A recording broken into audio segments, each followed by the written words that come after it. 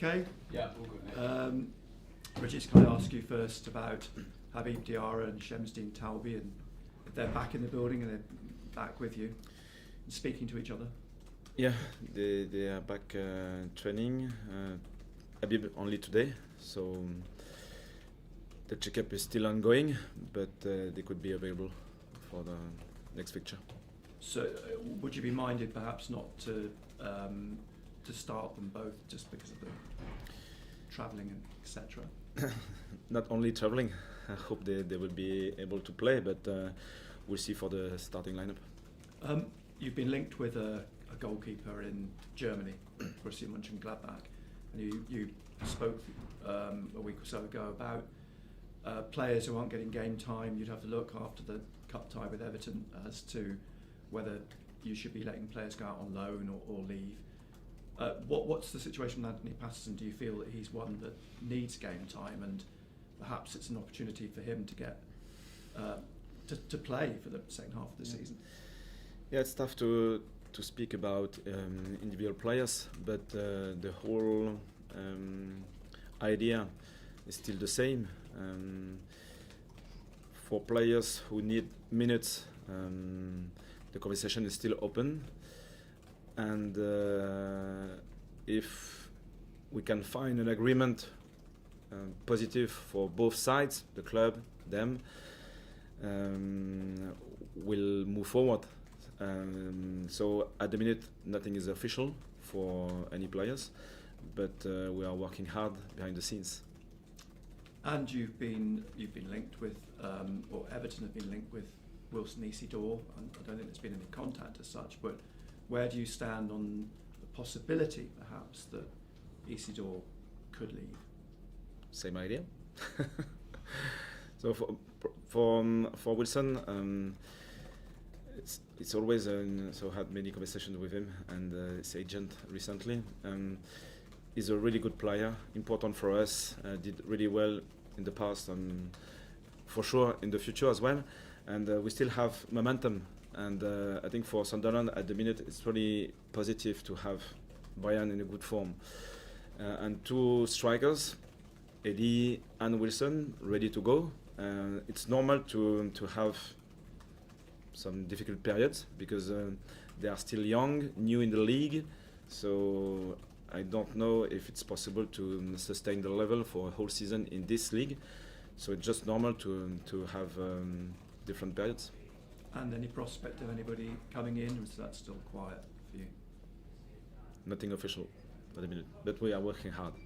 So your intention is to try and get someone in? We are working for any options because I think it's fair to help the players who might need time, game time. And if you don't work, it's just a statement, but it's not real. So it's important to work. After that, sometimes you can achieve your objectives. Sometimes it's not possible, and we'll see. After Crystal Palace touched on the fact that I think the performance overall, and I know you mentioned that Palace could have scored early on. They had a couple of opportunities, but overall, you look very disciplined, very composed, and it looks like you've reached a point with your team now that you've got a very clear identity as to how you set up, the shapes that you play in, and the maturity that the team is now showing in this league. Yes and no, because I think we are getting better. The team is improving throughout different experiences.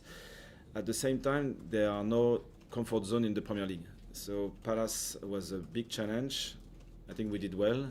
It was on the edge at the beginning of the game. They had a couple of opportunities. If they scored at that moment, the game can change massively. It wasn't the case, so we played a good second half.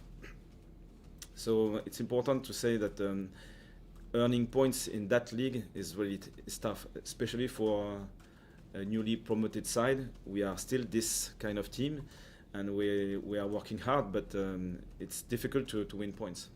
You're defensively very sound, we know that, and we have talked about the attack, and you'd like to see more goals, but is the area that you'd like to work on is trying to get more balls into the box from the wings?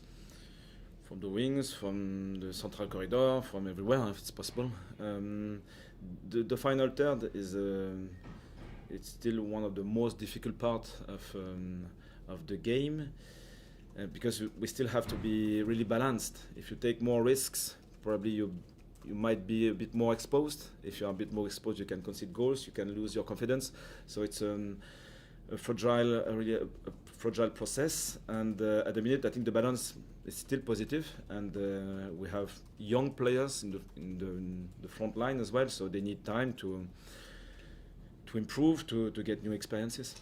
So we're back to the beginning, if you like, on Saturday with the opponents on the opening day, West Ham.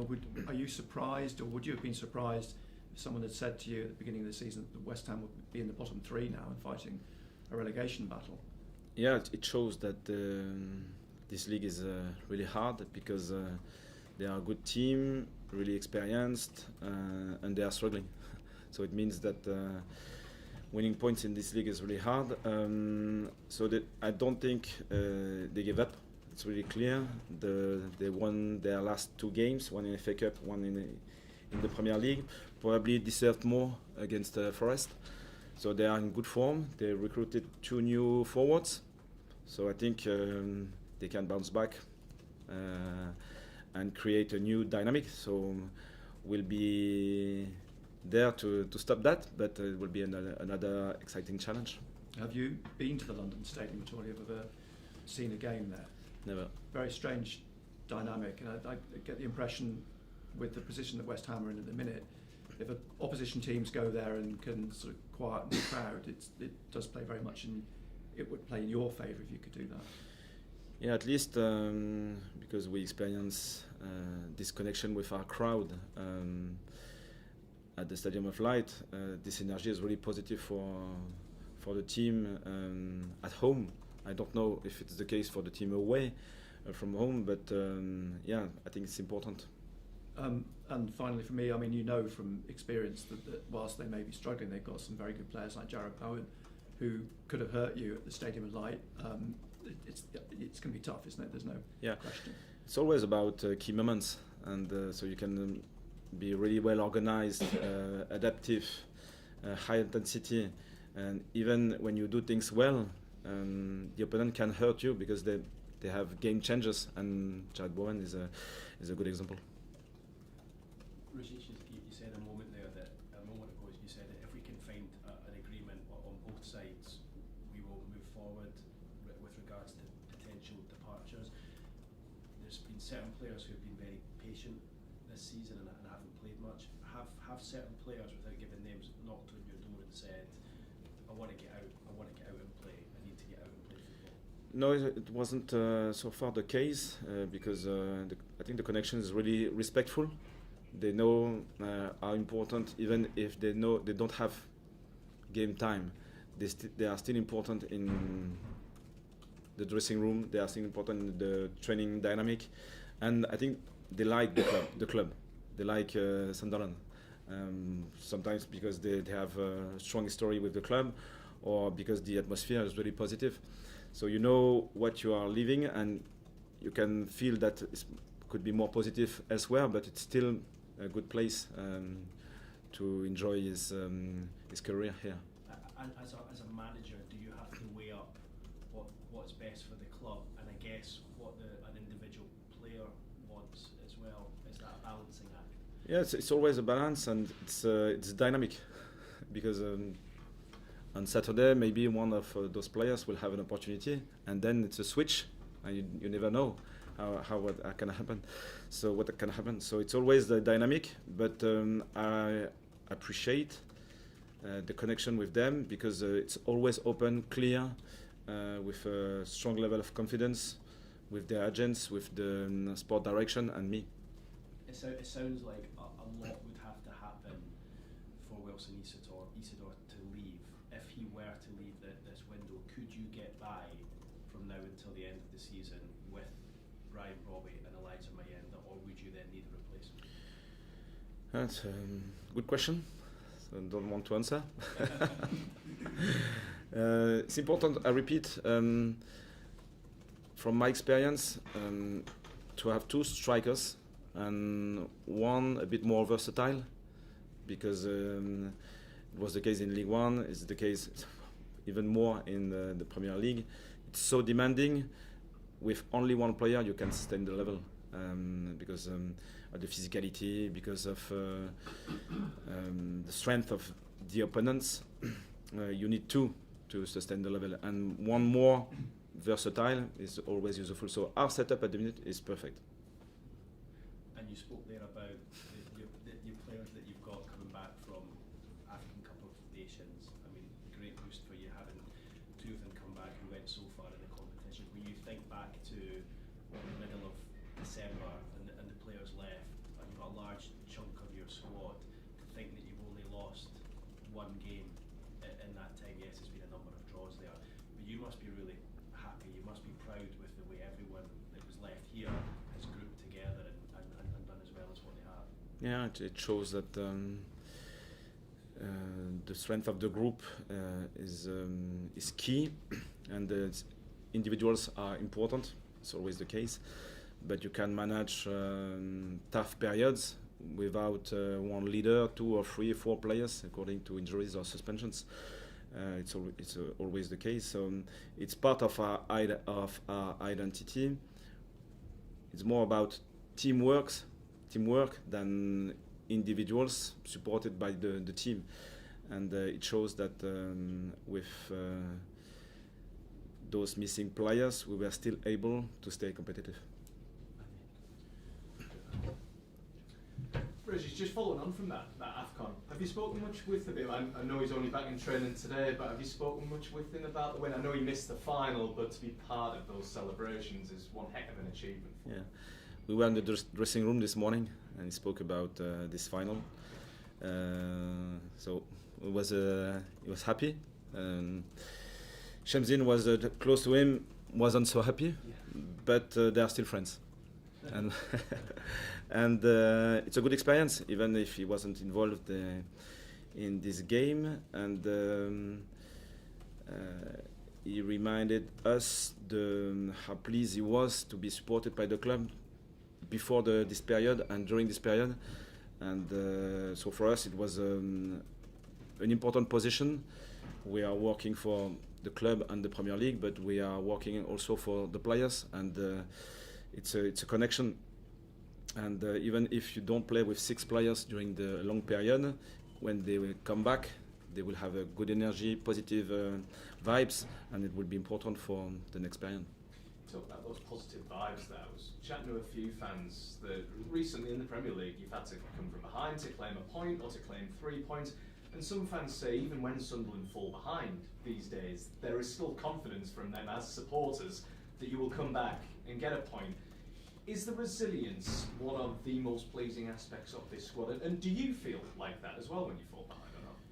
Yeah, I think so. Resilience, consistency, and the strength of the identity of the team is getting better. And the more you live this kind of experiences, you say, it's possible to bounce back.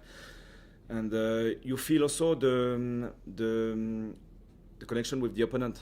Sometimes you can concede a goal, but you feel that you are maybe better than your opponent. It's just a coincidence or an accident during a game. And you have to accept it, because you can't control the scenario. But if you feel that you can control the game, you can drive the game, probably it gives confidence to be back in the game. I know you've spoken about Brian Brobby a lot, and he's starting to find that form, isn't he? But is he one of the most physical, strongest players you've coached in your career so far? I had a couple of strikers like that. Ibrahima Kone was impressive. Terem Moffi as well. They were really good in that position, and I like a physical striker like this, because we can link the play with them, and they attract the ball.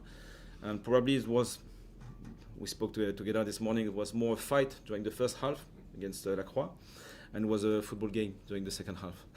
But it is what it is, and Brian is getting better. We can feel his confidence, his fitness level as well, and he's still really young. He's a new player in this league, 23 years old, so I think he has a good margin.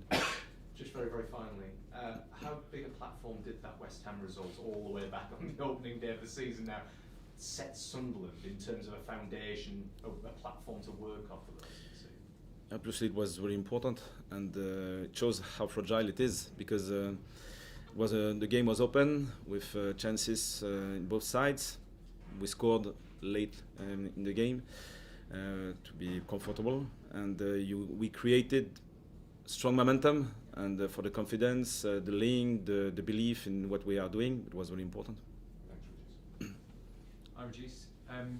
West Ham again, as we've been saying. If you go back to that first day of the season, if someone had told you then that the club would be in the position it is now, would you have been surprised by that, or was this all part of the plan to be this high up the table? Yeah, at the beginning of the season and before the AFCON as well, I told you I don't want to set a limit, I don't want to set an objective, because we don't know. What we can control is the way we are working every day, the ambition we want to have against the top 6 and against every team in this league, and after that we'll see. And because we can't control the opponent, we can't control the scenario, what we can do is we can work hard, and we can believe in what we are doing till the end, and so far it was the case. Do you set targets with the players? So with Brian, would you talk to him about wanting him to score a certain number of goals across the season, or do you not do it like that? Same idea. Don't want to set a limit. The most important thing is to get better, to improve his connection with his squad, to improve his finishing and so on, and we don't know, so we'll see. Yeah. I think if you win, you would go as high as 5th. I don't suppose I can tempt you to say that you're aiming for European football this season, and it starts looking more and more possible. No, our first target remains the same. I might be boring, but it's always the case. We want to reach 40 points. I'm not sure it will be enough. We'll see. But this is our first target, as soon as possible. And after that, we'll see if we can go further. Okay, thank you. Cheers. Cameras off, please, guys. Phil?